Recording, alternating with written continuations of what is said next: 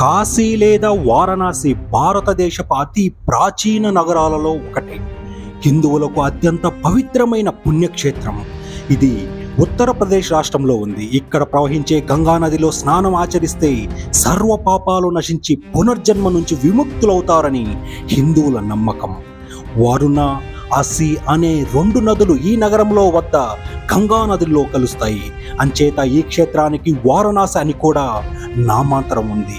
కాశీ అనే పదం పాత సంస్కృత పదం కాస్ నుండి ఉద్భవించింది. బ్రిటిష్ వారి వాడుకలో వారణాసి బెనారస్ అని మారింది. కాశ్యాంతో మరణాన్ ముక్తి, కాశీలో మరణిస్తే ముక్తి లభిస్తుంది అని హిందువులు విశ్వసిస్తారు. 12 జ్యోతిర్లింగాలలో ఒకటైన విశ్వేశ్వర లింగం ఇక్కడ ఉంది. బౌద్ధులకు, జైనులకు కూడా ఇది పుణ్యక్షేత్రం.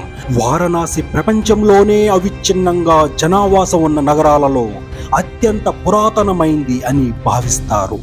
గంగా నది, హిందూ మతము, హిందుస్థానీ సంగీతము, పట్టు వస్త్రాల నేత, హిందీ, సంస్కృత పండితుల పీఠం ఇవి వారణాసి నగరపు సంస్కృతి చిహ్నాలలో ప్రముఖంగా స్ఫురణకు వస్తాయి.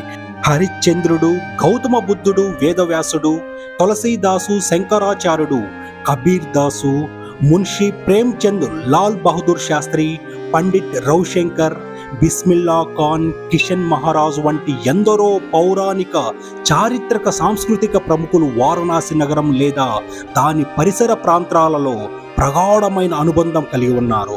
వారణాసికి గంగా నది ఆవిల వైపున రామనగరం ఉంది. వారణాసి సమీపంలో సారనాథ్ బౌద్ధ క్షేత్రం ఉంది. విశ్వేశ్వర ఆలయం, అన్నపూర్ణాలయం, విశాలాక్షి ఆలయం, వారాహిమాత ఆలయం, తులసి మందిరం, సంకటమోచనాలయం, కాలభైరవాలయం, దుర్గామాత దేవాలయం, భారతమాత మందిరం, లోలార్కుడు ఇలా కాశీలో ఎన్నో దేవాలయాలున్నాయి. దశాశ్వమేధ ఘట్టం, హరిశ్చంద్ర ఘట్టం వంటి పలు స్నాన ఘట్టాలున్నాయి. కాశీ హిందూ విశ్వవిద్యాలయం ఇక్కడ ప్రస్తుత విద్యా సంస్థలలో ప్రముఖమైనది. వారణాసిని మందిరాల నగరం, దేశపు ఆధ్యాత్మిక రాజధాని, దీపాల నగరం, విద్యానగరం, సంస్కృతి రాజధాని వంటి వర్ణనలతో కొన్ని సందర్భాలలో ప్రస్తావిస్తుంటారు.